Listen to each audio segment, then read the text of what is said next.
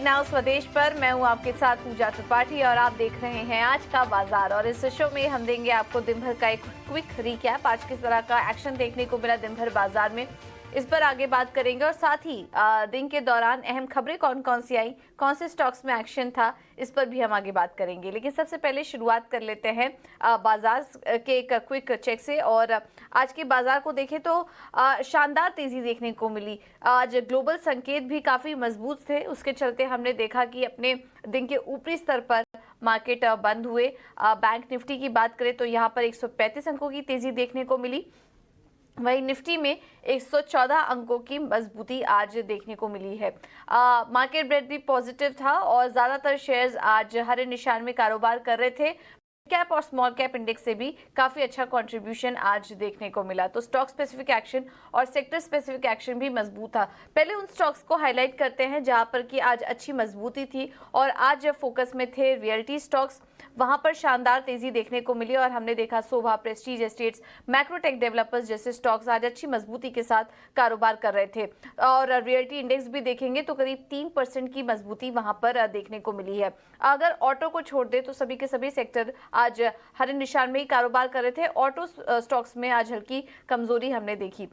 इसके अलावा ये तो बात हुई रियल्टी स्टॉक्स की, लेकिन आज कुछ स्पेसिफिक स्टॉक्स एक्शन की बात करें तो ओरेकल सॉफ्टवेयर में भी करीब 6% की तेजी थी। इसके अलावा एमआरएफ के स्टॉक में भी आज एक्शन था और आज 1 लाख के पार एमआरएफ का स्टॉक निकलता हुआ दिखाई दिया। कच्चे तेल में जो नरमी आई उसका असर हमने पेंट स्टॉक्स में देखा और वहां पर भी अच्छी तेजी थी। इसके अलावा फर्टिलाइजर शेयरों में भी आज हमने देखा एक्शन देखने को मिला। मिड कैप में चढ़ने वाले शेयरों पर नजर डालें तो आज मजबूती थी टाटा कंज्यूमर, सिप्ला, टाइटन और आईटीसी। ये कुछ ऐसे स्टॉक्स थे जो कि मजबूती के साथ कारोबार कर रहे थे। वहीं कमजोरी थी आज कोटक महिंद्रा बैंक में, यहां से आज सपोर्ट नहीं मिल पाया। कोटक महिंद्रा बैंक भी आज चलता तो आज हम देखते कि आज बैंक निफ्टी में और अच्छी मजबूती होती, लेकिन कोटक महिंद्रा बैंक से कोई कंट्रीब्यूशन नहीं आया। अदानी एंटरप्राइजेस भी नीचे था और एमएनए में भी वीकनेस थी। एचसीएल टेक भी दबाव के साथ आज कारोबार कर रहा था। मिड कैप में तेजी वाले शेयरों की बात करें तो आज देवयानी इंटरनेशनल में शानदार तेजी थी और आखिरी कुछ मिनटों में यहां पर अच्छी तेजी देखने को मिली। इसके अलावा ट्रेंड सुबह से आज मजबूत है, यहां पर मजबूत गाइडेंस आए हैं। कंपनी की एजीएम हुई थी, काफी अच्छे गाइडेंस यहां पर मैनेजमेंट की तरफ से निकल कर आए, जिसके चलते सुबह से ही ट्रेंड में भी अच्छी तेजी थी। पेटीएम के स्टॉक में शानदार मजबूती और डिक्सन टेक में भी आज अच्छी बाइंग हम देख रहे थे। तो पिछले काफी सेशन से हम देख रहे हैं डिक्सन टेक में अच्छा उछाल देखने को मिल रहा है। वहीं दबाव वाले शेयरों में बात करें तो आज पावर शेयरों में मुनाफा वसूली हावी थी। टोरेंट पावर, अदानी पावर ये कमजोरी के साथ कारोबार कर रहे थे। कॉनकर यानी कि कंटेनर कॉर्पोरेशन लगातार दूसरा दिन था जब हम दबाव देख रहे थे और बीएचईएल में भी आज वीकनेस देखने को मिली। तो ये है कुछ मिड कैप में दबाव वाले शेयर्स, लेकिन स्टॉक स्पेसिफिक एक्शन भरपूर था। मिड कैप स्मॉल कैप्स भी अच्छा कंट्रीब्यूशन देखने को मिला। आज तो दिन के हाईस पर बंद हुए, अब देखना होगा ये मोमेंटम आगे और कितना जारी रहता है। लेकिन चलिए ये तो बात हुई मार्केट की, लेकिन अब आगे बढ़ते हैं कमोडिटी मार्केट में किस तरह का एक्शन आज दिन भर दिखा, एक बार ये भी देख लेते हैं। और विश्वमोहन हमारे साथ जुड़ चुके हैं पूरा अपडेट लेकर। विश्वमोहन बताइए। देखिए, कमोडिटी मार्केट की अगर आज बात करें तो बुलियन मार्केट के लिए आज एक बड़ा इवेंट ये है कि यूएस सीपीआई के नंबर आज शाम आने वाले हैं और आज से एफओएमसी की 2 दिनों की बैठक भी होगी। कल ब्याज दरों को लेकर फैसला होगा। हालांकि ज़्यादातर बाजार के जो एक्सपर्ट्स हैं वो यही अनुमान लगाकर चल रहे हैं कि जून में ब्याज दरों में जो बढ़ोतरी का जो सिलसिला चल रहा था उस पर ब्रेक लगाया जा सकता है। लेकिन जुलाई की बैठक में एक बार फिर से ब्याज दरें फेड की तरफ से बढ़ाई जा सकती है। लेकिन आज जो सीपीआई के नंबर्स आएंगे, कल पीपीआई के नंबर आएंगे, उस पर फेड की नज़र रहेगी। और उससे पहले बाजार एक दायरे में कारोबार कर रहा है, लेकिन बायसनेस ऊपर की तरफ है। हल्की तेजी दिख रही है गोल्ड और सिल्वर दोनों में ही। सिल्वर करीब करीब 400 रुपये ऊपर है एमसीएक्स पर, और गोल्ड की बात करें तो 200 के आसपास की तेजी है। अब कच्चे तेल की बात करते हैं तो कच्चा तेल कल 4% से ज़्यादा टूटने के बाद आज यहाँ पर रिकवरी की कोशिश हो रही है। आज अब कच्चे तेल की नज़र 2 आंकड़े पर है। इंटरनेशनल एनर्जी एजेंसी के जो नंबर्स आने वाले हैं और ओपेक की जो मंथली रिपोर्ट है उसमें डिमांड को लेकर किस तरह का आउटलुक रहता है उस पर पूरे दुनिया भर के बाजार की नज़र रहेगी। साथ ही गोल्डमैन सैक्स ने ब्रेंट क्रूड और डब्ल्यूटीआई क्रूड के लिए इस साल के अंत तक के लिए जो टारगेट था उसे घटा दिया है। ब्रेंट क्रूड का नया टारगेट उन्होंने घटाकर $86 कर दिया है और डब्ल्यूटीआई क्रूड का नया टारगेट $81 कर दिया है। तो यानी उनको भी लग रहा है कि सप्लाई डिमांड के मुकाबले ज़्यादा रह सकती है और चाइना से जिस तरह की रिकवरी की उम्मीद कर रही वो अब धीरे धीरे फेड आउट होती रह रही है और वहाँ को लेकर अनसर्टेनिटी भी है। तो ये ऐसे फैक्टर्स है जो क्रूड पर दबाव बना रहे थे, लेकिन आज हल्की रिकवरी लोअर लेवल से आ रही है। जी ठीक है। तो आज क्रूड में हम देख रहे हैं कि निचले स्तरों से हल्की रिकवरी इस वक्त देखने को मिल रही है। बहुत बहुत शुक्रिया विश्वमोहन आपका ये सारी जानकारी देने के लिए। बाकी बढ़ते हैं, कुछ स्टॉक्स पर भी फोकस करते हैं और आज एमआरएफ ने नया इतिहास बनाया है। भारतीय एक्सचेंज पर 1 लाख के स्तर पार करने वाला पहला स्टॉक बन चुका है और 10 साल में ये शेयर 10 गुना बढ़ भी गया है। एमआरएफ की चाल पिछले इतने सालों में कैसी रही है और क्या क्या बड़े माइलस्टोन एमआरएफ ने अचीव किए, इस पर एक पूरी डिटेल रिसर्च लेकर हमारे साथ सृष्टि जुड़ चुकी हैं। सृष्टि बताइए। जी हाँ, एमआरएफ ने हिस्ट्री ज़रूर बना दी है। हम देखें तो भारतीय बाज़ारों में पहला सबसे स्टॉक है जिसने 6 डिजिट छुआ है, यानी 1 लाख के भी ऊपर इस काउंटर का एक मार्क देखने को मिला।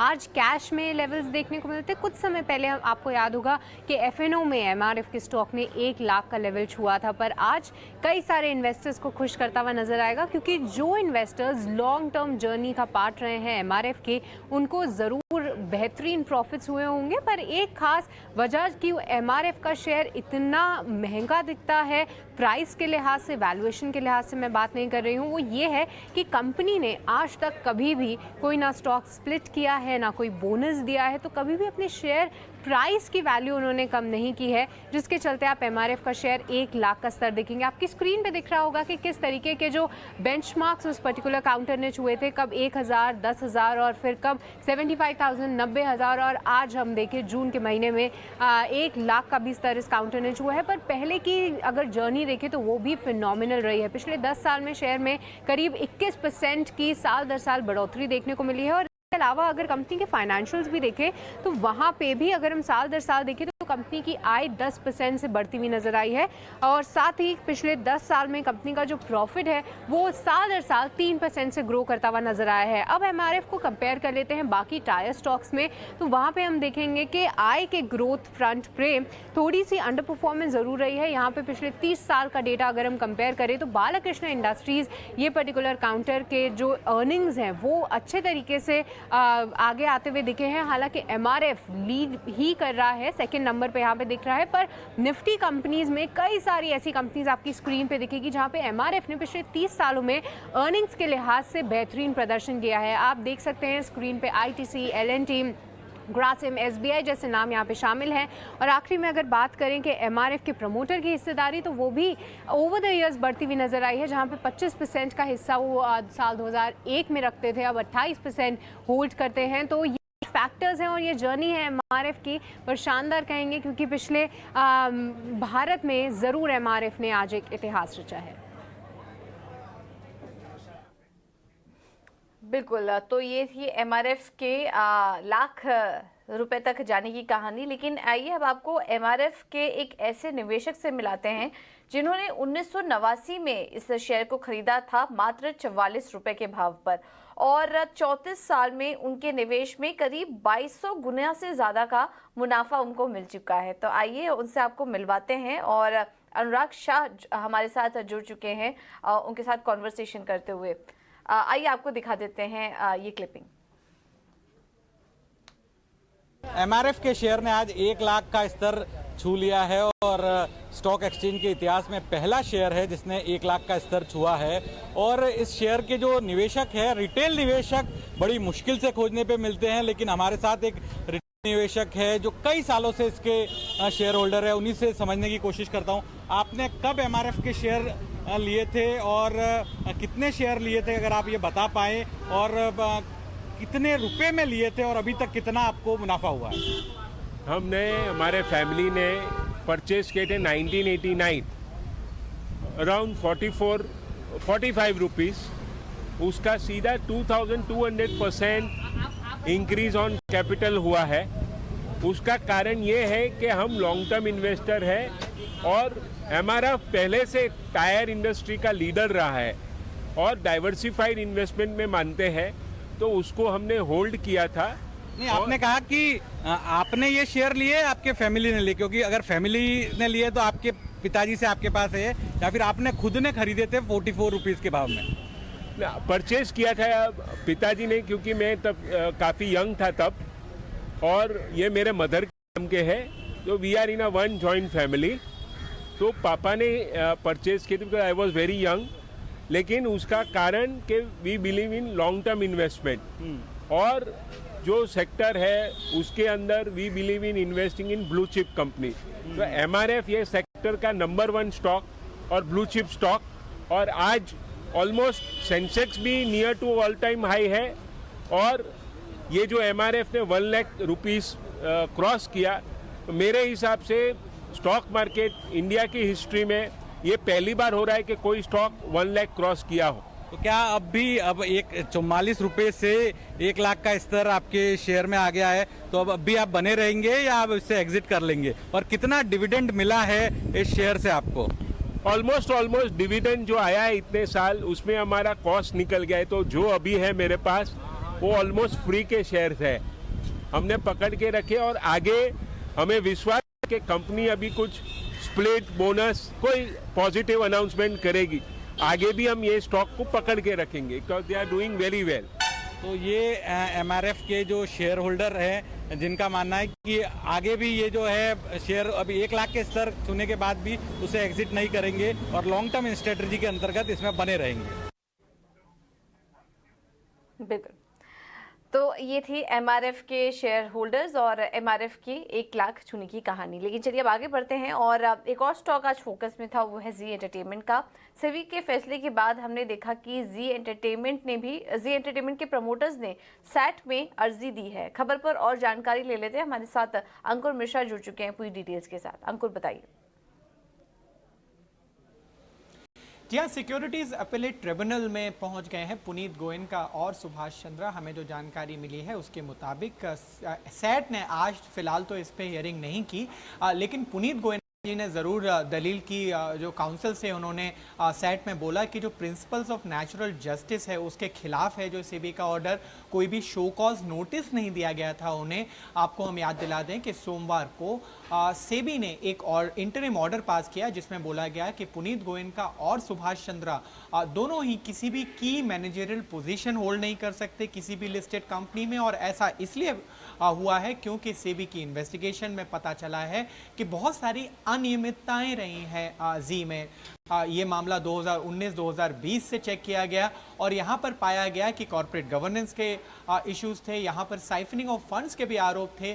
यस बैंक से 200 करोड़ लेने के एवज में यहाँ पर 13 कंपनियों में फंड्स को घुमाया गया। तो ये सारे आरोपों के तहत सेबी ने ये अंतरिम आदेश पास किया, लेकिन उसके बाद प्रमोटर्स ने फैसला किया है कि वो सैट का दरवाज़ा खटखटाएंगे, और ऐसा करते हुए उन्होंने सैट में अर्जी ज़रूर दी है। लेकिन अब जो सुनवाई है, और ये सुनवाई सिर्फ एडमिशन को लेकर है, कोई यहाँ पे डायरेक्शन को लेकर नहीं है, तो एडमिशन के लिए जो सुनवाई है वो अब गुरुवार को होने वाली है, ऐसा सैट ने बोला है। तो अब देखना ये होगा कि आखिर सैट से यहाँ पर प्रमोटर्स को कुछ राहत मिलती है या नहीं।